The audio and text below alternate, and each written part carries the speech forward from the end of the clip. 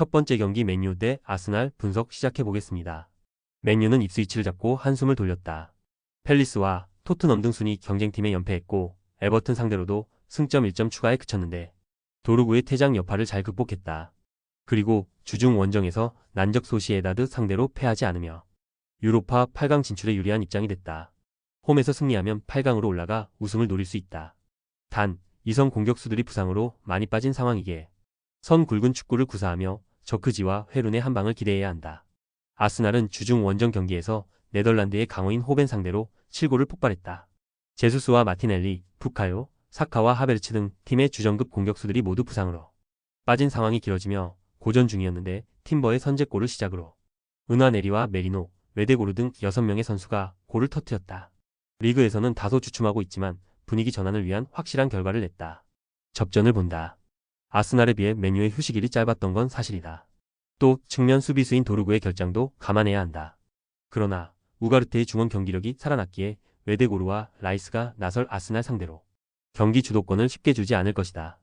델리우트와 맥과이어 등 장신 센터백들이 메리노와 살리바 등이 공중볼 장악도 막아낼 맨유가 승점 1점을 따낼 것이다. 두 번째 경기 호펜하임 대 하이덴하임 분석 시작해 보겠습니다. 호펜하임은 최근 흐름이 좋다. 지난 라운드 보험전 승리를 비롯해 3경기에서 2승 1무로 승점 7점을 추가하며 강등권과 격차를 확실하게 벌렸다. 크라마리치와 오르반이 주도하는 공격 라인에 최근 비쇼프가 해결사 역할을 하며 부상 중인 흘로잭의 공백을 메웠고 슈타흐가 중원에 나서 최종 수비 라인을 잘 보호 중이다. 기대에 미치지 못하는 이번 시즌이긴 하지만 후반기 페이스를 끌어올렸다. 하이덴하임은 강등으로 다가가고 있다.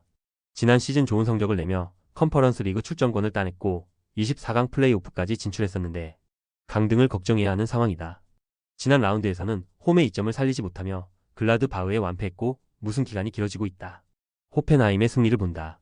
하이덴하임은 지브지바체와 파이링거 등 최전방에 나서는 공격수들이 기회에서 전혀 해결하지 못하고 있다.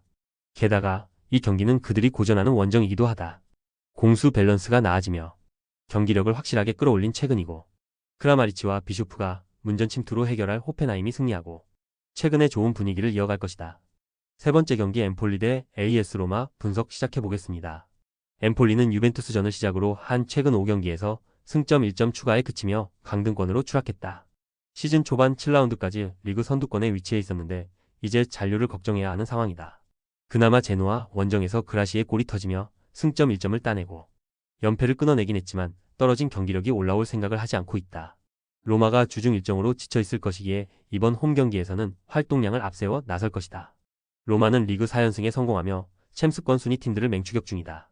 시즌 초반 부진으로 인해 중하위권으로 추락했었는데 감독 교체와 부상자들의 복귀로 인해 확실하게 반등했다. 게다가 주중 유로파 16강 1차전에서는 라리가의 강호인 빌바오에 역전승하며 기세를 올렸다. 선제골을 내줬지만 앙헬리뇨의 동점골이 나왔고 쇼무로도프가 경기 종료 직전 결승골을 터뜨렸다. 로마의 승리를 본다. 엠폴리가 극단적인 템백을 가동하며 버티기로 나선다면 타이트한 일정인 로마도 고전할 수 있다. 그러나 강등권 순위팀이 홈에서 그런 운영을 하긴 어렵다. 공격적으로 나설 엠폴리 상대로 코네와 펠레그리니가 중원에서 볼을 탈취해 역습으로 임할 것이고 디발라와 도브비크, 쇼무로도프가 해결할 로마가 승리할 것이다. 네 번째 경기 유벤투스 대 아탈란타 분석 시작해 보겠습니다. 유벤투스는 최근 리그 5경기를 모두 승리하며 우승 경쟁에 뛰어들었다. 시즌 개막 이후 가장 길게 무패를 이어간 팀이었음에도 무승부가 워낙 많았기에 67위권에 머물러 있었는데 리그 선두에 6점 차로 따라붙었다. 연승 기간 동안 3경기 연속 클린시트를 합작한 가티와 캄비아소 등 수비진의 안정감이 있었고 콜로무아니가 블라우비치의 공격 부담을 확실하게 덜어줬다. 아탈란타 역시 길게 무패를 이어가고 있다. 챔스 플레이오프에서는 벨기에 팀인 브리에 패해 탈락했지만 리그에서는 선두의 승점 3점 뒤진 3위다. 유벤투스보다 길게 무실점 행진 중인데 토리노전 1실점 이후 나선 4경기에서 단 한 골도 실점하지 않았다. 수준급 센터백인 톨로이가 로테이션 자원으로 나올 정도로 수비진 뎁스가 좋고 베룬이 최종 수비를 잘 보호 중이다.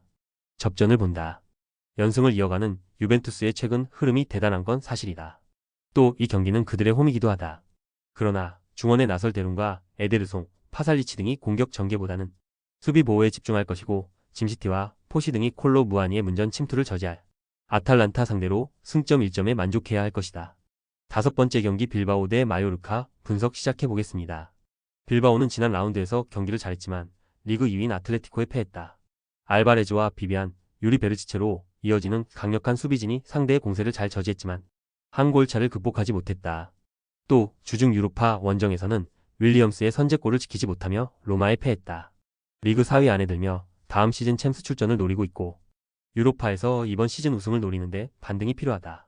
마요르카는 최근 4경기에서 무패를 기록 중이다.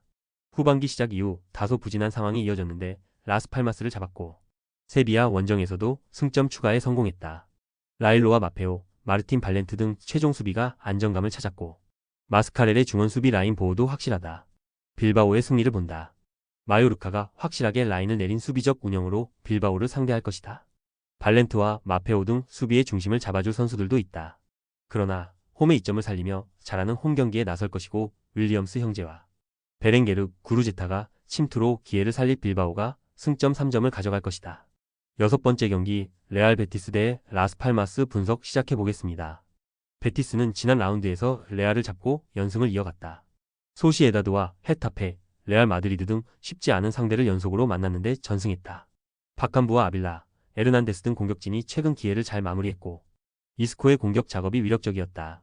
비록 주중 컨퍼런스 리그 경기에서 비토리아 기마랑이스 상대로 경기를 주도하고도 무승부에 그치긴 했지만 최근 경기력은 확실히 올라왔다. 라스팔마스는 바야돌리드 원정에서 승점 1점을 따냈다. 선발 측면 공격수로 나선 라미레즈의 골이 나왔고 경기를 지배했지만 승점 1점 추가에 그쳤다. 게다가 그 경기에서 팀 수비의 핵인 센터백 맥케나가 퇴장당하며 이번 원정에서 결장하는 악재도 생겼다. 간신히 잔류권을 유지 중인데 시즌 중 가장 큰 위기에 처한 모습이다. 베티스의 승리를 본다. 이스코와 안토니 등이 금요일 경기에서 풀타임을 소화했지만 포르날스와 에잘 조오리 등이 충분히 공백을 메우며 팀을 이끌 수 있다. 또 이번 일정은 그들이 잘하는 홈 경기이기도 하다. 맥케나가 빠진 원정팀 수비 상대로 에르난데스와 바캄부 등이 저돌적인 문전 세도를 하며 기회를 노릴 것이고 이스코가 공격을 주도할 베티스가 승리할 것이다. 조합은 아래 고정 댓글 링크로 편하게 말 걸어주시면 조건 없으며 스포츠를 좋아하시는 분들이라면 모두 환영합니다. 스포츠 당첨 어렵지만 그건 어떻게 하냐의 차이입니다. 두 눈으로 어떤 차이인지 직접 확인하시고 우리 모두 같이 승리합시다.